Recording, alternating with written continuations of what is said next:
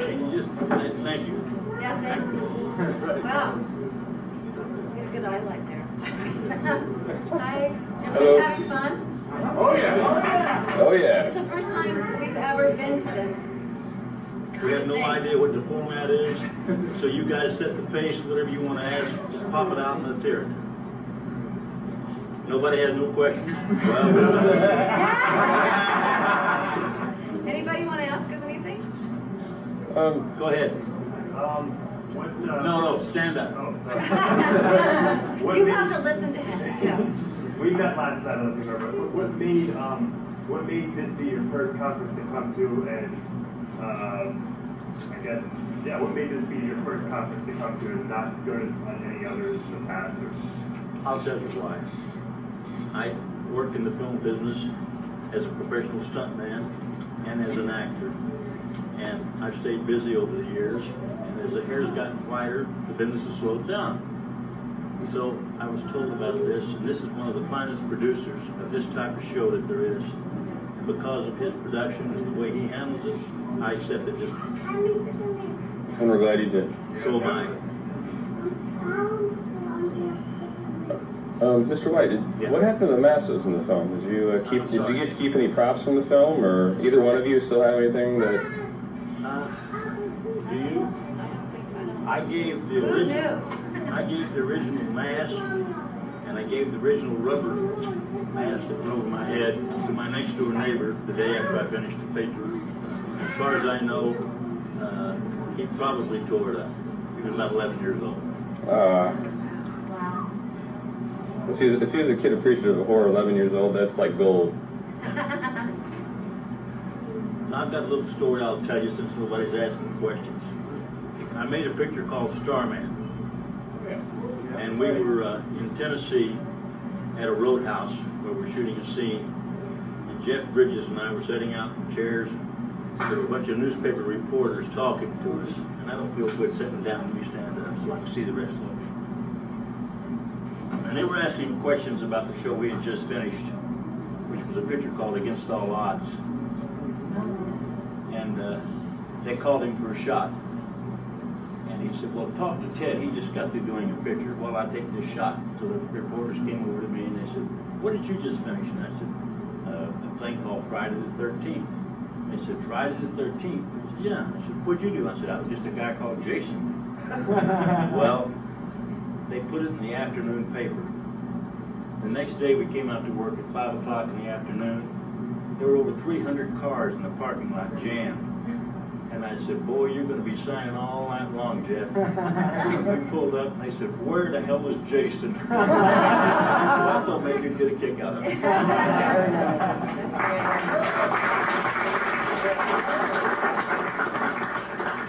I'll ask some questions since nobody else. The lake scenes, were those shot in, I heard the rumor they were shot in like Minnesota or something like that, or, I was like, why would you shoot, I was gonna say, why would you shoot, out in Topanga and then fly to friggin' Minnesota for a lake? Some in Beverly Hills and some up in Topanga. But when we were in the lake, it's Zaca Lake. Yeah, well that's north of Santa Barbara. We shot some there, and Franklin Canyon Reservoir in Beverly Hills. Come on, you guys got to know something think I'm else. gonna do so? Wait a minute, I have a lady back in the back. Go ahead. How did you audition for the role, or did they ask you? Is it me? I'm sorry. Did you audition for the role, Jason, or did they like ask you? No, I did go in, and I don't know why I had to read, but I had to read for part of Jason. You got a big kick out of that, didn't you? No, I didn't. But yes, I did have to go in and audition for it. How did that go? It went very well. They said, you have the part. And I said, no, I don't really want it. There's no dialogue in it. It's not the kind of thing that I do. And I walked out. Had you done horror before? No. Yes, one other film. I did the second thing of Creature from Blue Lagoon. Oh, cool. That's awesome. I've seen the original guy that played the I met the original guy. Was at one of the things I went to a few years ago. Still around, hanging out. Second from Clearwater, Florida. Yeah, right down the road in Largo. Nobody else is in Quidco. Yeah. Now, did you guys, during the film, like, you talk to each other, or like, did you just kind of? Sure. Yeah. I didn't know some. We were good friends. Yeah. But he was the sweetest guy. I had to think of other things to scare me when I was acting scared. That's why I wasn't sure. Yeah. I make her say those things. I have to tell you that when I was filming, I don't know what it was, but there were so many creepy things that went on in my life. And I had like a weird stalker, phone calls and people hanging up. It was just like the creepiest, scariest time of my life. I used to have my girlfriend, I lived by myself, and I would say, please spend the night, I can't sleep, I'm so scared. There was this crazy guy following me. I had to have people, you know, tell him to leave me alone. It was just the weirdest time. It was just during that time that I was shooting. It was like this crazy time. I don't know if it was me, like being just like my crazy imagination or the energy or whatever, but it was a really funny time. I've got another quick little laughter for you. We were down in the canyon shooting, and it was a sequence where they had put the machete through my head.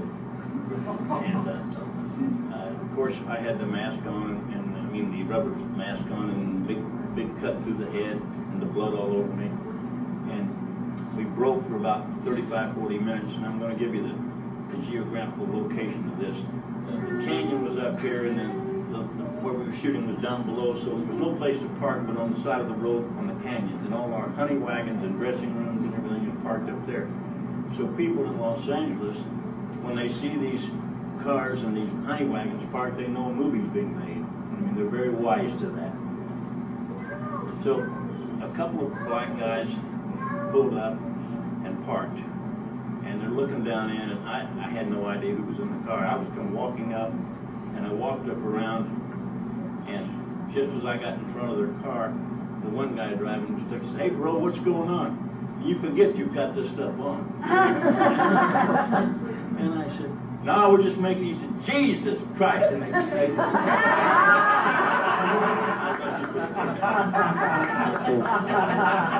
That's really funny. yes.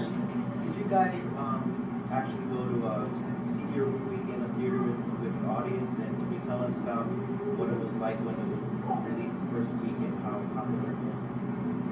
Yeah, I went to the theater in Westwood, and it was insane. I couldn't believe it. I thought I was just doing this little horror film, and it was like great because I was saving up to buy a house, and you know, and I was sitting there, and everybody was screaming at me, and I thought, oh my God, and they're going, that bitch is so dumb. What are you doing? And they were yelling at me, and I thought, oh my God. It was so interactive, the whole thing. It was, I have never seen anything like it. And I have to say, my husband is a producer, and he produced a movie called Monster House that came out this summer. And it was the same thing. I think it's like that sort of genre or something that is interactive. But I turned to my husband, we were seeing it for the first time at the Maui Film Festival, and people were like yelling back to the screen. I went, that's so funny. This must just be, it brings something up in people. They're like, what are you doing? It was so funny. Yes, son. What was your favorite thing about being in the movie? I can't hear you. What was your favorite thing about being in the movie? The money.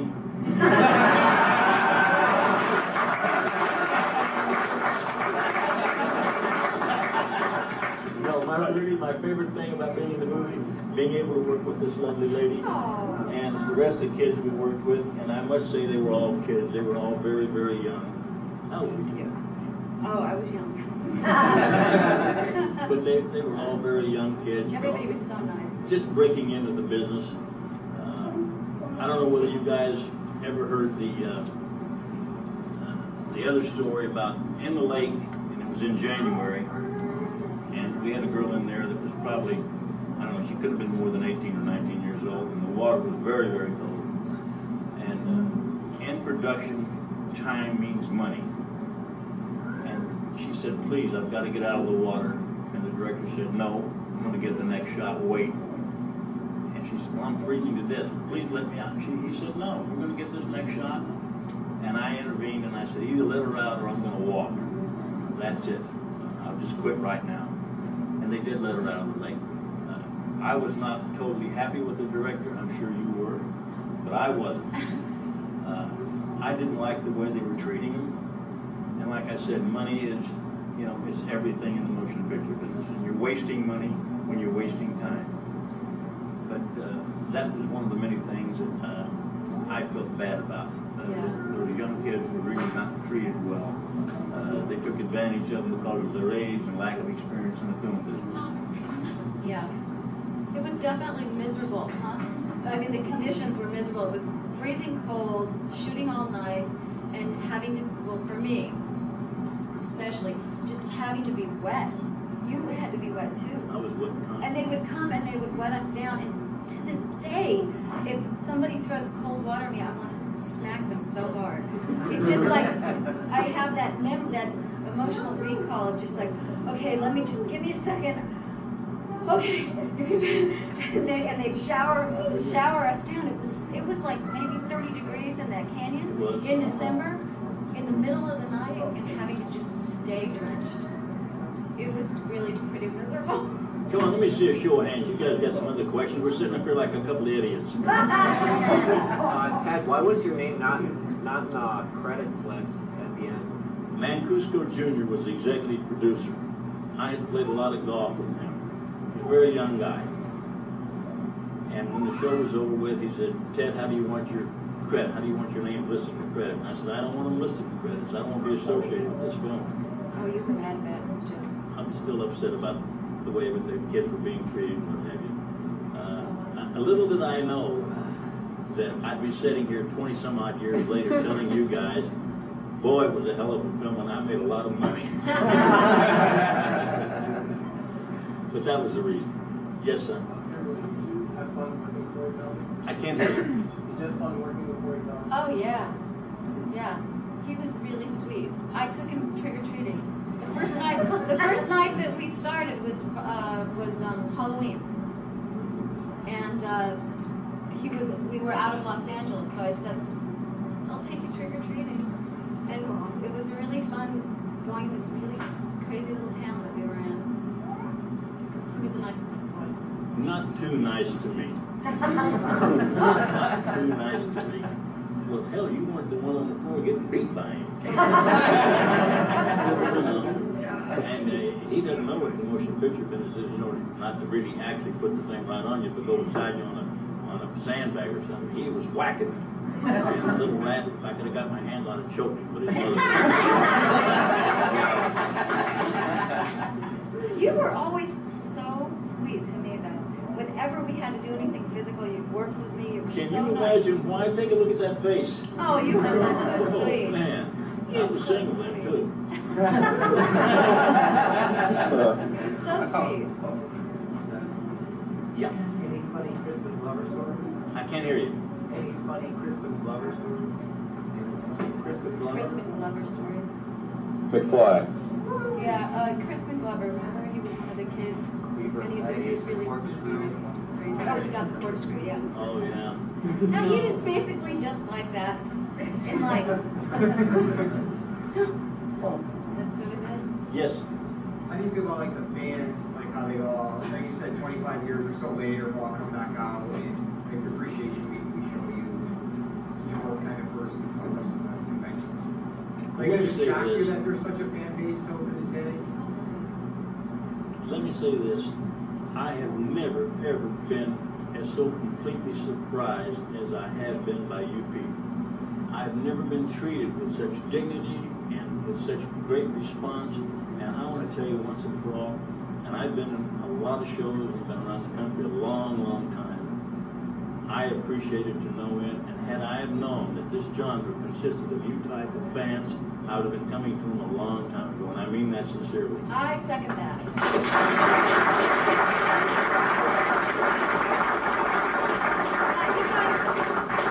It's so incredible. I mean, it's just unbelievable how nice everyone is. And exception. Oh, of course you did. Some guy walked up to me and he was missing a few teeth in front. He said, "Did you really enjoy killing them people?" And I thought, how can I bust his bubble? I said, boy, I had a hell of a kick out of it. I said, I'm still looking forward to killing a few more. He's So, you know, different people have different, yes. Oh, I was just going to ask Kimberly a question. Did they ask you back for, they did a sequel that was like, but I didn't know if they asked your character to be reprised or whatever since you were a survivor. Right. For the next one. Feldman did that little spot at the beginning and that was it. I think he was doing like Goonies or something else, so he only had like a few minutes. I don't remember if they did ask me, but I through the years I've given releases to use clips in other ones, in other movies, but I don't think so. I don't think I was asked back, or if I was, I don't remember. And were you asked to play Jason again?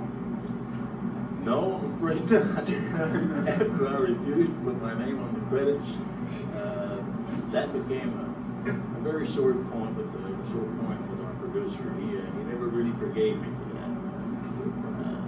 Then I want to take that back. Probably 4 or 5 years later, I had a call from the director who's directing the next and wanted to know if I'd do it. And I said, you better talk to Mancuso Jr. because I think he has a special dislike for me. So that was the end of it. No, I didn't do it. Yes. Did you watch before Part 4? Did you watch any of the other Friday 13th to kind of get an idea of what the movie was about? I hate to admit this to you, though I've never watched any of Me too. I've only seen ours. it. You either? Never. I've never seen any except for ours. But now I want to because I met all you nice people, and I now want to know what it's about. You know, like I'm interested. I just wasn't sure if, like, watching the other Jasons, if you just came up with your own routine or if you took anything from the other. I'm sorry, I'm not hearing that. I didn't know, like, I was just curious since you never saw the other ones, if you did, if you were taking any of your moves from any of the other ones. I'll kind of explain to you how those moves happen. Mancuso Jr. came to me at about the 3rd or 4th day of the filming and said, most of the Jasons walk in a very slow, deliberate walk. And he said, do you think that is more scary than a person moving fast? And I said, well, it depends on the scene. You know, if another person's running, then you run. If another person's walking slow, if you're going to kill them and you're walking up behind them, no, I wouldn't be too slow. I'd go right up to him and whack him, and that'd be the end of it. And he started talking to me. He thinks, let me think about it. He walked away and came back about 10 or 15 minutes later and said, can you move fast? And I said, as fast as you want. He said, well, let's move faster in this stuff. And I said, okay. So that's not my idea. That was his idea. Yes? You were just talking about like how miserable it was and you guys were constantly being doused with water. Speak up a little bit. Nobody can hear you. You guys were constantly being doused with water and stuff and how miserable it was and cold.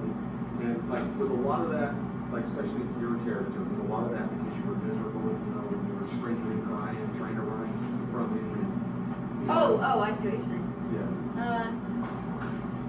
Yeah, it added to it. It helped a little bit getting to that place. When I did the movie, I decided that I was gonna. I'd never seen a horror film. I'd been in another horror film called Massacre at Central High, but I've never seen that to this day, actually. But I decided that all of the feelings I didn't want to like have them polluted by an idea of what other people do when they're scared. So I was really glad I'd never seen, and I decided I was just going to play it as real as I could and find inside the real fear for me. And I think that the miserable conditions added to it. You know, that definitely helped getting you to that emotion. I mean, I cried so much, like it was just day in and day out of crying. And I just listened to music, and then I'd prepare, and then we'd go do our thing. But It was miserable. There's no two ways about it. Yeah. But the misery's over with, the money's been spent, and we're here. and this is the fun part. What was it like working with Tom Savini? I hate him.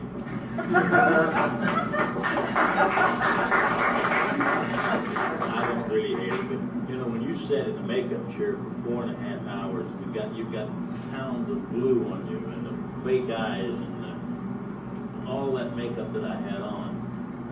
And not only that, unbeknownst to me, Tom was filming all this. He had a camera on all the film while they were putting makeup on me. He was filming the whole thing. And whether any of you know this or not, he sells those films.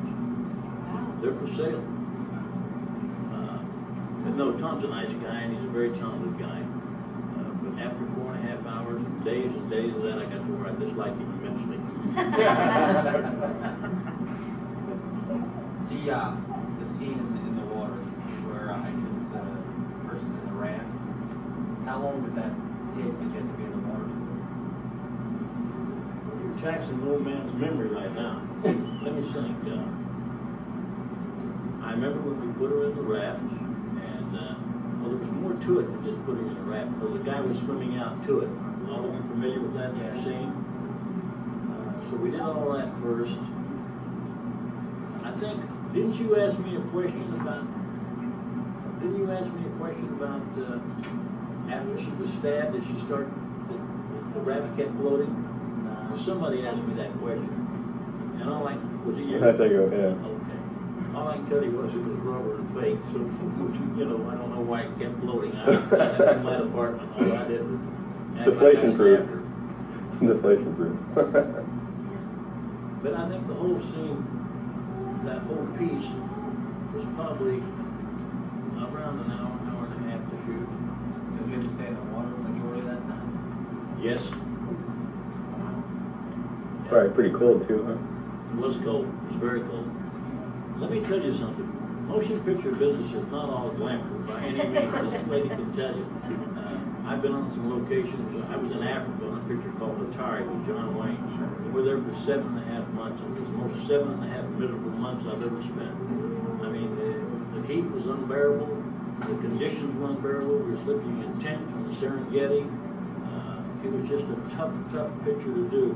So it's not all glamour. I mean, because you see us sitting here now and talking about it, let me reassure you that you earn every penny they pay you. Well, to an extent. But it's really, it's so funny though to me, you know, when I think about it, the commitment that you have when you do a project, that comes first. And, you know, all of the miserable conditions or being freezing cold, you never think that you can, at least for me, I never thought, well, I'm going to try and get out of this, or I don't want to do this right now.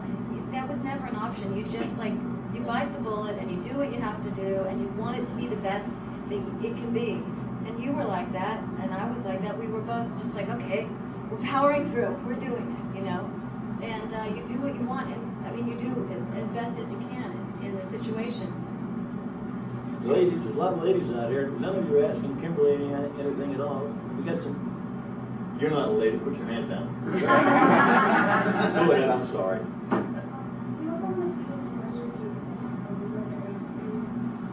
Me? I wasn't asked. To be in another Jason movie now. No, I was never asked. Well, I was and I wasn't. The man who should have known better was asking me. I couldn't have gotten it if he wanted. We have one more question because we do have to get the thing started. Yes. Both of you mentioned that you didn't watch any other Friday the 13th movies.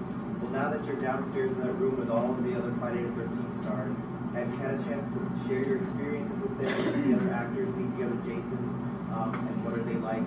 You know, about, I think, 12 or 13 years ago, Good Morning America had us in New York, and they had all the Jasons on. And that's the first time I had met all of them that had played Jason parts. And then after that, there was a show in Los Angeles, Bachelors, I can't remember the name of it now, all Bachelors. And they had all the Jasons on that, and they were supposed to figure out what our occupation was. And yeah, they picked me as a gigolo. Of course, I had black hair too.